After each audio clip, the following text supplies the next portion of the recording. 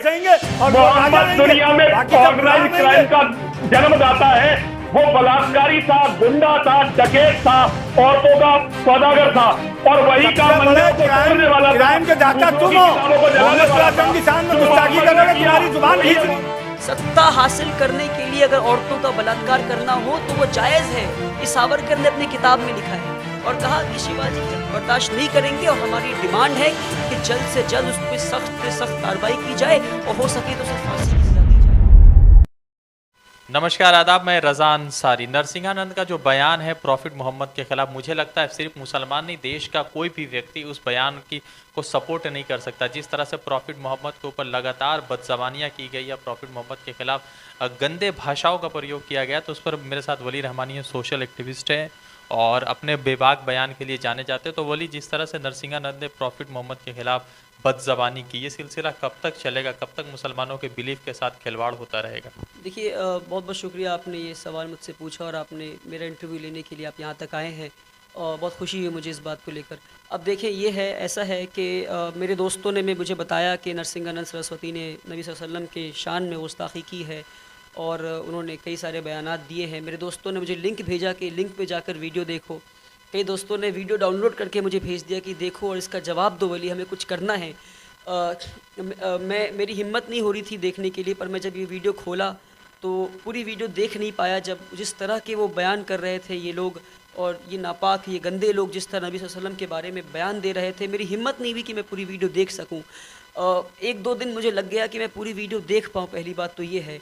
और जो हमारे नॉन मुस्लिम भाई हैं उनको ये बात बता दूँ मैं, और ये समझ लें कि अगर आपकी माँ को कोई आपके सामने गाली दे और गंदी गंदी गाली दे और कहे, मैं गाली ज़बान पे लाना नहीं चाह रहा, कि आपकी माँ को कोई बहुत गंदी गाली दे, तो आप उस वक्त क्या करेंगे?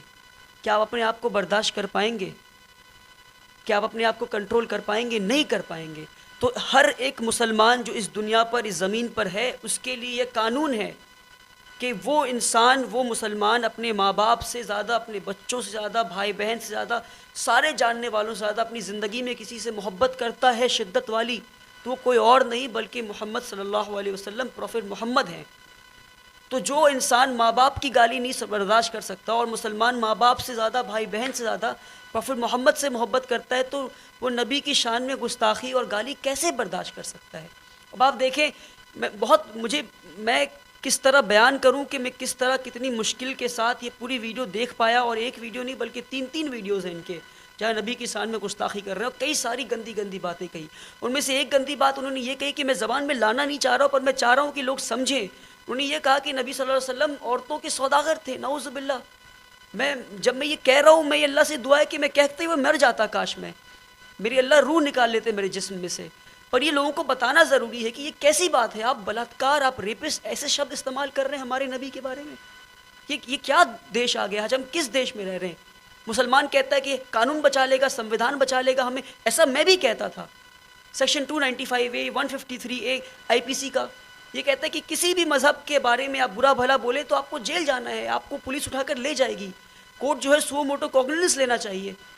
आज 2-3 हफ्ते हो गए हैं इस बयान को दिए हुए, आज भी वो इंसान खुले में फिर से बयान दे रहा है, खुले में घूम रहा है, कोई उसके ऊपर कार्रवाई नहीं, कोई FIR नहीं। तो मुसलमान, क्या इस देश में कानून सिर्फ मुसलमानों को जेल में डालने के लिए है? मुसलमान के हक में कानून नहीं है इस देश में?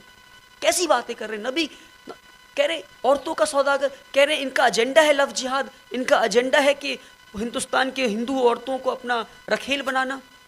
इनको मालूम भी है नबी सल्लल्लाहु अलैहि वसल्लम ने क्या कहा। उन्होंने कहा कि एक शादीशुदा मर्द अगर किसी दूसरी औरत के ऊपर नज़र उठाकर देखे तो वो हराम है, सिर्फ नज़र उठाकर देखे। और घूरना, पीछा करना, जिसको आज के टर्मिनोलॉजी में हम स्टॉकिंग कहते हैं और बहुत कूलली कहते हैं, I was stalking somebody on Facebook, Instagram, मैं स्टॉक कर रहा था। और जो लीगल टर्म में स्टॉकिंग 354D,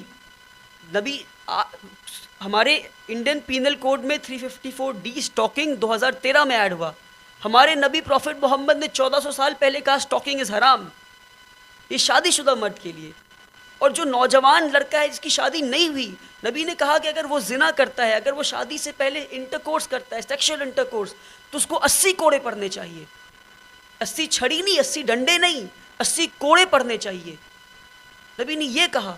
एक कोड़ा पड़ जाए आज के किसी इंसान को तो उसका जहन दुरुस्त हो जाए।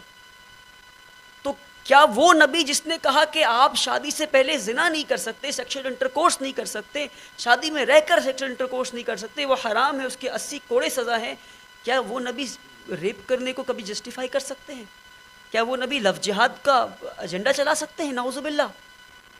और ये शरीयत का कानून है, सबको पता है कि रेपिस्ट का सज़ा शरी कानून में, शरीयत में वो सज़ाए मौत है।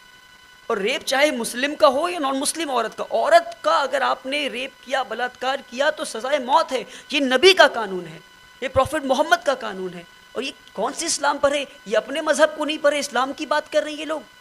इन्होंने अपने मज़हब को नहीं पढ़ा। राज ठाकरे ने कहा, मैं नहीं, राज ठाकरे जो एक वक्त में हिंदुत्व का आइकन था, उसने कहा कि हिंदुस्तान को अगर रेप से बचाना है और हिंदुस्तान में रेप रोकना है तो शरीयत कानून नाफिज करना है यहाँ पर कि सज़ाए मौत दे। शरीयत कानून उन्होंने कहा, शरिया कानून का ये एस्पेक्ट हिंदुस्तान में लागू करना, ये राज ठाकरे ने कहा। महात्मा गांधी ने 1937 में कहा अपने कांग्रेस के सेशन में कि अगर तुम्हें गुड गवर्नेंस सीखना है और अच्छे तरह से देश चलाना सीखना है, उमर बिन खत्ताब, खलीफा उमर की ज़िंदगी को उठाकर पढ़ो। और खलीफा उमर किसके खलीफा थे, किसके फॉलोअर थे? प्रॉफिट मोहम्मद के। और आज ये कुलदीप सिंह सेंगर तुम हमें कह रहे हो, हमारे नबी को कह रहे हो, नाउज़ुबिल्लाह, और हम बर्दाश्त कर रहे हैं। शर्म की बात है, देश की कानून अंधी हो गई है, शर्म की बात है। कोई एहतजाज नहीं रास्ते पे। कुलदीप सिंह सेंगर बीजेपी एमएलए, ये क्या प्रॉफिट मोहम्मद का फॉलोअर था? ये किसका फॉलोअर था? मैं दुआ करता हूँ काश प्रॉफिट मोहम्मद का फॉलोअर होता तो रेपिस्ट नहीं होता, जेल में नहीं होता। चिन्मयानंद बीजेपी का minister, union minister, rapist, jail में है। ये क्या प्रॉफिट मोहम्मद का फॉलोअर था? आशाराम बापू प्रॉफिट मोहम्मद के फॉलोअर थे, नित्यानंद प्रॉफिट मोहम्मद के फॉलोअर थे, साई राम आशाराम बाबू का बेटा प्रॉफिट मोहम्मद के फॉलोअर थे। बिल्कुल प्रॉफिट मोहम्मद के फॉलोअर नहीं थे। अगर प्रॉफिट मोहम्मद के फॉलोअर होते तो कभी रेपिस्ट नहीं बन सकते थे ये लोग। नौज़ुबिल्लाह, कैसी गुस्ताखी है ये, और हम कैसे बर्दाश्त कर रहे हैं? ये क्या सब्र का इम्तिहान हमारा लिया जा रहा है आज? और ये कहाँ से आइडियोलॉजी? ये हमें कह रहे हैं कि हमारे नबी औरतों के सौदागर, नाउज़ुबिल्लाह। आप इनके जो हिंदुत्व का जो आइकन है इनका, सावरकर, उसका किताब जाकर पढ़े, 6 glorious epics of Indian history, chapter number 8 में उसने कहा है सत्ता हासिल करने के लिए अगर औरतों का बलात्कार करना हो तो वो जायज़ है। ये सावरकर ने अपनी किताब में लिखा है। और कहा कि शिवाजी जब कल्याण के मुसलमान राजा को हरा देते हैं तो शिवाजी की फौज उसकी बहू को उठा कर ले आता है। तो शिवाजी अपनी फौज से डांट के कहते हैं कि बहू को वापस लौटा कर आओ, ये हमारे ट्रेडिशन का हिस्सा नहीं है। तो सावरकर शिवाजी को कहता है वो गलत थे, वो मुसलमान औरत को गरख लेना चाहिए था, उसका बलात्कार करना चाहिए था। जब तक मुसलमान औरतों का बलात्कार ना करें मुसलमानों में खौफ नहीं बैठेगा। ये सावरकर की आइडियोलॉजी है और मैं झूठ नहीं कह रहा। उसकी किताब उठाकर देख लें, 6 glorious epics of Indian history, chapter number 8। मैं चैप्टर नंबर बता रहा हूँ आपको, उठाकर देखिए उसी किताब को आप। और ये सावरकर के फॉलोअर हैं जो कश्मीर में जब 8 साल की बच्ची आसिफा का रेप होता है तो वो जश्न में और रेपिस्ट के सपोर्ट में बीजेपी का झंडा लेकर और इंडिया का झंडा लेकर वो प्रोटेस्ट मार्च निकालते हैं रेपिस्ट के सपोर्ट में। ये हमारी आइडियोलॉजी है तो तुम्हारी हिंदुत्व आइडियोलॉजी है। तुम कहते हो कुरान की बात, हदीस की बात, प्रॉफिट मोहम्मद की बात, अरे तुमने अपने किताब नहीं पढ़ा आज तक। तुम सावरकर की आइडियोलॉजी फॉलो करते हो, तुम रेपिस्ट हो, तुम्हारे सारे एमएलए रेपिस्ट हैं, तुम्हारे बीजेपी में सारे रेपिस्ट हैं, तुम्हारा क्राइटेरिया एमएलए बनने का कि रेपिस्ट होना है और तुम्हारे क्रिमिनल रिकॉर्ड्स होने हैं, और तुम हमारे ऊपर उंगली उठा रहे हो। हमारे नबी ने औरतों को नज़र उठाकर देखने को हराम कहा और तुम हम पे उंगली उठा रहे हो। खामोश रहती है और ये ट्रेडिशन चलता रहता है। जब तस्लीमा नसरीन की तरफ से कोई बयान आता है तो अगर मुसलमान कहते हैं तो कहते हैं कि फ्रीडम ऑफ एक्सप्रेशन की बात है। आज जिस तरह से नरसिंहानंद सरस्वती ने कहा है तो ये ठीक है, फ्रीडम ऑफ एक्सप्रेशन में ऐसा तो नहीं कि किसी धर्म के खिलाफ इस तरह की मतलब बेवहियात बातें की जाए, बेकार की बातें की जाए। देखिए वही फ्रीडम ऑफ एक्सप्रेशन के नाम पे ये नरसिंहानंद पहला इंसान नहीं है। इनका एक बहुत बड़ा लीडर है पुष्पेंद्र कुलश्रेष्ठा। पुष्पेंद्र कुलश्रेष्ठा तो ये लगातार वीडियोस बनाता है, लव जिहाद, ये जिहाद, वो जिहाद। इनको किस तरह लगाम डाला जाए? हिंदुस्तान के मुसलमान को ज़रूरत है कि आज एक बैनर के अंदर हम आए और इनके खिलाफ कानूनी कार्रवाई करें। अगर वो काम नहीं आता तो सड़क पर आए, वो काम नहीं आता तो आगे का वो ले, अगर कानून हमारा काम साथ नहीं देता। आज मैं ये बात कहता हूँ आपसे, मगर नबी की शान में गुस्ताखी हम बर्दाश्त नहीं कर सकते। तुम किस नबी की बात कर रहे हो? इसकी ज़िंदगी तुमने नहीं पढ़ी, तो आज ज़रूरत है कि हिंदुस्तान के मुसलमान कानूनी तरीके से इनके खिलाफ कम से कम एहतजाज तो करें, प्रोटेस्ट तो करें।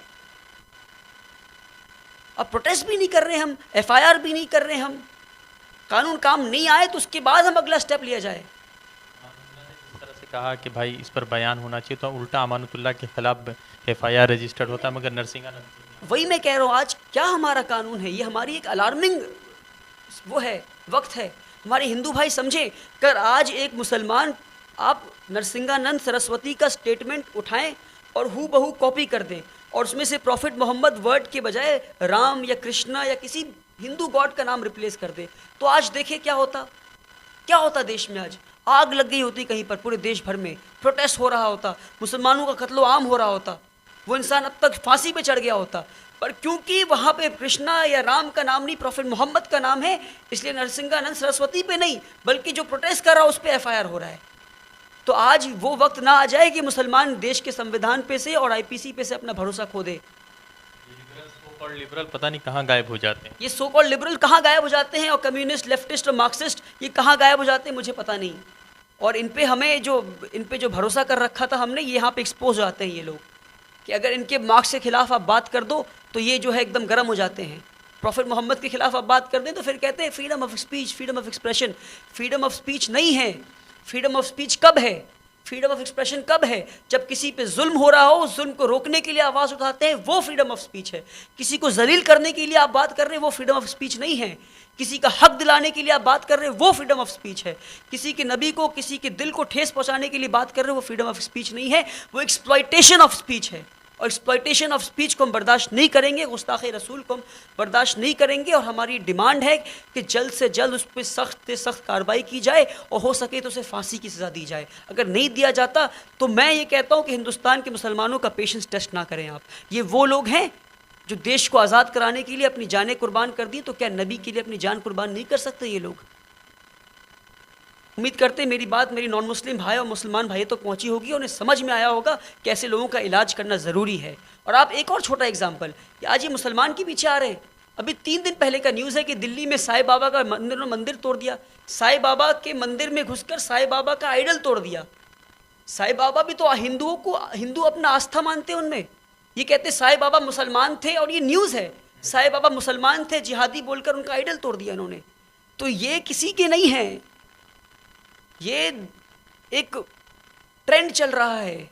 बस ये पावर और सत्ता के लोग हैं, बस इन्हें, ये पागल लोग हैं, ये एक्सट्रीमिस्ट लोग हैं।